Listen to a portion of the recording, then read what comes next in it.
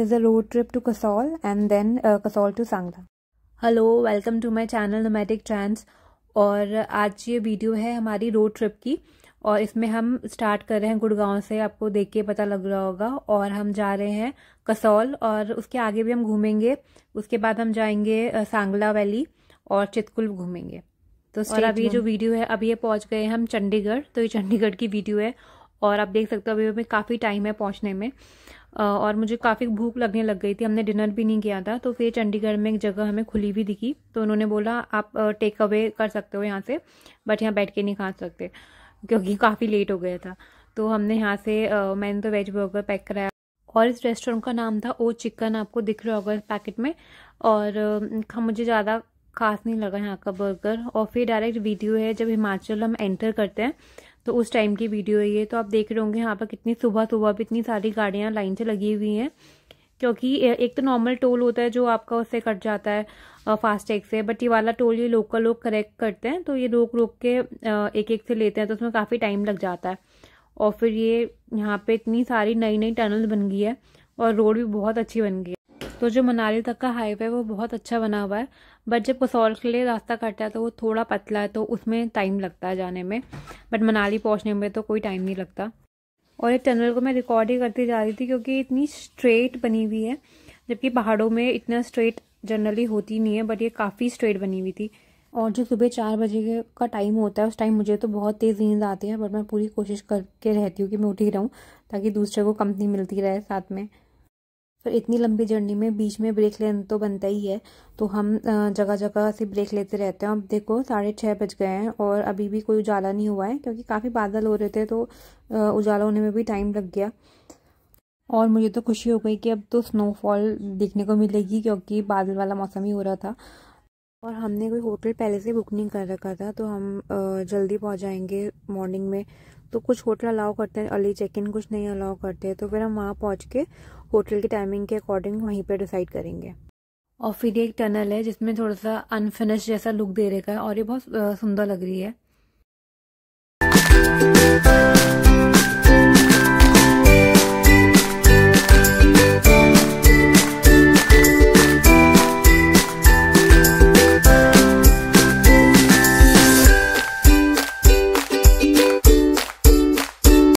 तो जो मनाली वाला हाईवे वो काफ़ी ब्रॉड है, आपने पहले से ही देखा होगा, पूरे रास्ते में कहीं टनल बनी हुई है और वैसे भी हाईवे काफ़ी ब्रॉड है। बट हम फिर मुड़ जाते हैं कसौल के लिए, तो कसौल की रोड इतनी ब्रॉड नहीं है, नैरो सी रोड है, तो यहाँ पर जाने में काफ़ी टाइम लगता है। बट हम अर्ली मॉर्निंग थे तो कोई ज़्यादा ट्रैफिक भी नहीं था। और अब हम कसौल पहुँच गए और कसौल पहुँच के सबसे पहले तो हमने चाय पी। और कुछ होटल्स आपको जल्दी चेक इन अलाउ कर देते हैं जो खाली रहते हैं, और बाकी होटल आपको 11 बजे के बाद ही चेक इन करना अलाउ करते हैं। तो तब तक हमने इधर उधर घूमे यहाँ पर कसौल में। फिर इसके बाद हमने होटल ढूंढा यहाँ पर, और जब तक वो अपना रूम वगैरह प्रिपेयर करते हम ब्रेकफास्ट करने चले गए। और हम यहाँ गए थे भोज कैफ़े में, जो कि मुझे बिल्कुल अच्छा नहीं लगा, ना यहाँ का खाना अच्छा था ना कैफ़े अच्छा था। तो मेरे फ्रेंड जब बहुत पहले कसौल आया करते थे उस टाइम पर ये कैफ़े काफ़ी फेमस हुआ करता था। फिर ये मेरे रूम की वीडियो है जो हमने रूम लिया, और ये छोटा सा रूम था बट नीट एंड क्लीन था। और उसके बाद हम शाम को बाहर गए खाना खाने के लिए। फिर आपको इस कॉर्नर में इतनी भीड़ दिखाई दे रही होगी, और ये एक मोमो की शॉप थी, तो मुझे लगा यहाँ पे काफ़ी अच्छे मोमो होंगे, बट मुझे तो यहाँ पसंद नहीं आए। फिर हमने नूडल्स ट्राई किए दूसरी शॉप में, वो भी पसंद नहीं आए। और फिर ये डेज़र्ट खाने इस बेकरी में आए थे, बट ये बेकरी बहुत अच्छी थी और यहाँ का खाना बहुत ही अच्छा था, तो ये बेकरी में ज़रूर रिकमेंड करूँगी। फिर ये वीडियो है नेक्स्ट डे की। हमने नेक्स्ट डे होटल चेंज कर लिया था। ये दूसरा होटल था, ये थोड़ा सा आपको पैदल चल के थोड़ा ऊपर की साइड पे था, ये मेन रोड पे नहीं था। और आज जो मौसम है बहुत ज़्यादा बादल हो रहे थे और स्नोफॉल का प्रेडिक्शन भी था, तो हमें लगा आज तो हम स्नोफॉल देखेंगे, और काफ़ी ठंडा हो रहा था। और उसके बाद हमने अपना ब्रेकफास्ट यहीं पर करा। और वैसे तो ये जो होटल है वो काफ़ी अच्छा है, नीट एंड क्लीन है, बट ब्रेकफास्ट मुझे यहाँ का ज़्यादा अच्छा नहीं लगा। और हम स्नोफॉल का वेट करते ही रह गए। और कसौल में से बारिश पड़ी, स्नोफॉल नहीं पड़ी, क्योंकि इसकी हाइट कम है, और जो ज़्यादा हाइट वाले एरिया होते हैं तोश वगैरह, वहाँ पर स्नोफॉल थी। तो हमें लगा कि हमें तोश चले जाना चाहिए था, या कलगा पुलगा, तो वहाँ पर हमें शायद स्नोफॉल मिल जाती। और कभी आपने नोटिस किया है कि कसौल में हर होटल की बेडशीट में मैक्सिमम ऐसे होल्स आपको मिलेंगे, एंड और शाम को मैं बाहर नहीं गई क्योंकि मेरी तबीयत ख़राब थी, तो मैंने डिनर यहीं पे मंगा लिया था। और यहाँ पे काफ़ी पार्टीज़ भी हो रही थी, तो आप चाहो तो यहाँ पर कोई भी पार्टी में जा सकते हो। और अगर आपको किसी भी स्टे की इन्फॉर्मेशन जाननी है तो let me know in the comment box. और ये नेक्स्ट डे की वीडियो है। हम कसौल से निकल गए थे और हमने यहाँ ब्रेकफास्ट भी नहीं किया था। हम सोचा था कि नीचे रास्ते में कहीं जाके ब्रेकफास्ट करेंगे, बट यहाँ इतना जाम था, जो रास्ता था वो काफ़ी स्लिपरी हो गया था और वहाँ पे गाड़ियाँ नहीं चल पा रही थी, तो उसके वजह से यहाँ बहुत जाम लग गया था। वैसे वहाँ पुलिस वगैरह भी लगी हुई थी जाम खोलने में, बट गाड़ियाँ जब चढ़ ही नहीं पाएंगी तो ऑब्वियसली जाम तो लगेगा ही। इस कसौल वाले रूट में यही प्रॉब्लम हो जाती है, यहाँ पे जाम लग जाता है और फिर बहुत घंटों फंसे रहना पड़ जाता है। और हमको भूख भी काफ़ी लग गई थी, हमने ब्रेकफास्ट भी नहीं किया था, तो रास्ते में जो ढाबे आए हमने वहीं ब्रेकफास्ट किया। और उन ढाबों में इतनी भीड़ हो रखी थी क्योंकि जितनी भी गाड़ियाँ रुकी हुई थी सब लोग वहीं जा रहे थे खाने के लिए। और आपको ये दूर जो पहाड़ दिख रहे होंगे, यहाँ पर स्नोफॉल हो रखी थी, बट यहाँ पर बारिश ही पड़ रही थी। अब देखो 3:30 बज गए हैं। हमने सुबह 11 बजे चेकआउट करा होगा, उसके बाद हमें थोड़ा ही टाइम हमने लिया होगा और हम निकल गए थे। और तब से हम जाम में ही फंसे हुए हैं यहाँ पर। और यहाँ कसौल में क्रिसमस न्यू ईयर के टाइम काफ़ी भीड़ रहती है, तो इस टाइम तो मुझे लगता है कि यहाँ आना अवॉइड ही करना चाहिए। और फिर आपको ये सामने जाम दिखाई दे रहा होगा, इस रोड में भी काफ़ी जाम लगा हुआ है, बट ये फ़ोन में इतना क्लियर नहीं आ रहा है। फिर उसके बाद हम यहाँ से फाइनली निकले और फिर हमने जाना तो हमें काफ़ी आगे तक था, बट हम इतने आगे तक नहीं पहुँच पाएंगे, तो फिर हमने डिसाइड करा कि हम सुंदरनगर रुक जाएंगे और फिर नेक्स्ट डे सुंदरनगर से करसोग वाला एक रास्ता आता है, क्योंकि हमको आगे जाना है सांगला और चितकुल, तो उसके लिए हमको वहीं से रास्ता मिल जाएगा। वैसे तो सांगला वैली या चितकुल जाने के लिए मेन रास्ता शिमला वाला ही है, बट हम उस रास्ते से नहीं जा रहे थे। हमने सोचा कि ये नया रास्ता, हम इसको देख लेते हैं कि ये कैसा है। और ये डायरेक्ट नेक्स्ट डे की वीडियो है। और अब हम निकल गए थे सुंदरनगर से करसोग वाले रूट पे। और इस रास्ते में एक फेमस मंदिर भी पड़ता है कमरूनाथ देवता का, उसके लिए ट्रैक है और इस टाइम पर वो ट्रैक बंद हो जाता है बर्फ़ की वजह से, तो हम वहाँ नहीं जा सकते। बट अगर आप बाद में किसी और सीज़न में जा रहे हो तो आप वहाँ पर भी जा सकते हो। और ये जो लोकेशन है वो हमने रामपुर की डाल रखी थी यहाँ पर, और उसका टाइमिंग दिखा रहा है। और जो ये रास्ता है काफ़ी ब्यूटीफुल है, सो स्टे ट्यून। और ये रास्ता देखना, मैंने काफ़ी सारी क्लिप्स डाली है इस रास्ते की। और उसके बाद हमें एक जगह लंच करने रुक गए और यहाँ पर कढ़ी चावल एंड राजमा चावल और 2 कुछ लोकल दालें भी मिल रही थी, वो मैंने खाई नहीं। और ये वो ढाबा है जहाँ पे हमने खाना खाया। और इस रास्ते में खाने की जगह बहुत कम मिलेंगी आपको, थोड़ा सुनसान सा रास्ता है ये इसलिए। और दूर आपको ये पहाड़ में बर्फ़ दिख रही थी, ये फ्रेश ही स्नोफॉल होगी, क्योंकि एक दिन पहले जब कसौल में बारिश पड़ी थी तो जो हाइट वाली एरिया जो भी थे वहाँ हर जगह बर्फ़ पड़ी थी।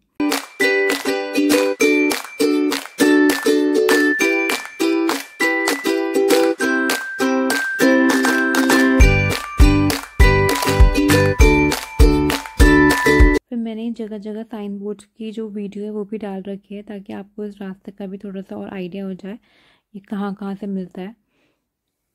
और ये जो रोड है ये काफ़ी नैरो है, बट यहाँ पर ज़्यादा गाड़ियाँ आती नहीं हैं, तो ऐसा चलाने में कोई दिक्कत नहीं होती गाड़ी। और जब तक पहाड़ी रास्तों में भेड़ बकरियाँ ना आए तो रास्ता पहाड़ी रास्ता लगता ही नहीं है। और अब आपको सामने हनुमान जी की पेंटिंग दिखाई दे रही होगी बड़े से पत्थर में, और यहीं से जाता है कमरूनाथ देवता का ट्रैक, जो कि आई थिंक 6 किलोमीटर के अराउंड है। तो आप चाहो तो इस जगह को विज़िट कर सकते हो। और ये जगह है रोहांडा। तो मुझे जो जो जगह पता है कि ये रास्ते में पड़ती है वो मैं आपको बताती जाऊंगी, ताकि अगर आप इस रास्ते से आ रहे हो तो आप पहले ही प्लान कर लो कि आप किन किन जगह और जा सकते हो रास्ते में जो आपकी कवर हो सकती हैं।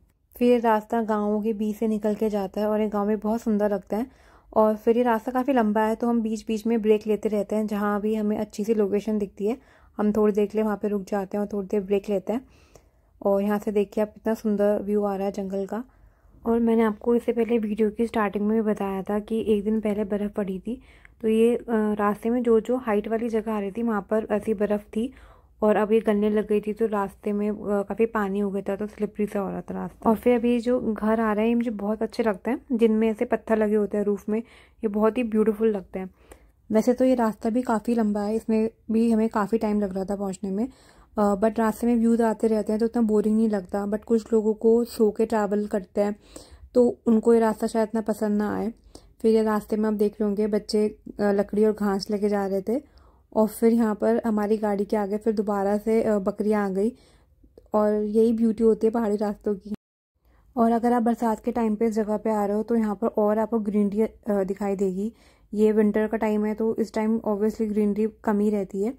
और यहाँ पर आप चाहो तो फ़ोटो शूट भी कर सकते हो। यहाँ पे फ़ोटोज़ भी बहुत अच्छी आएंगी क्योंकि रोड में कोई भीड़ नहीं है। आप कहीं भी गाड़ी लगा के अच्छी सी फ़ोटोज़ क्लिक कर सकते हो, बट हम नहीं रुके उसके लिए। अब थोड़ी देर आप इस रास्ते को एंजॉय करिए।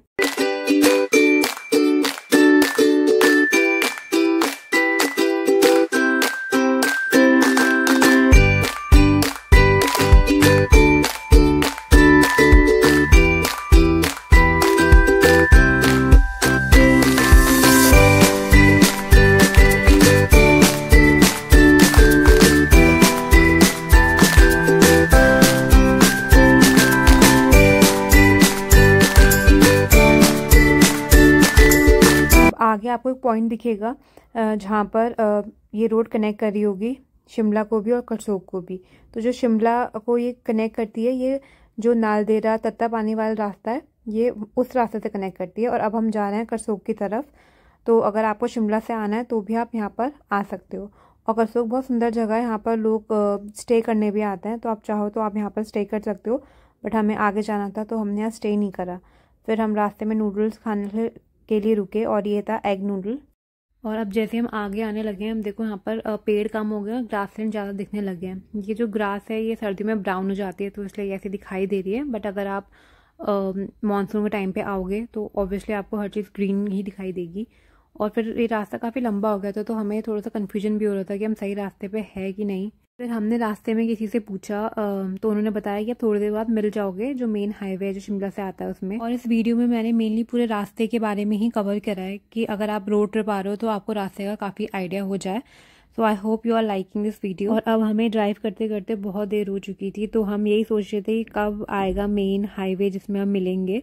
और फाइनली वो हाईवे आ गया। जो ये रोड की दूसरी साइड हाईवे दिख रहा है, इस हाईवे में हमें मिलना है तो ये आगे जाके कहीं रास्ता मिलेगा। और जो नदी आपको दिख रही है इस वीडियो में, ये सतलुज नदी है।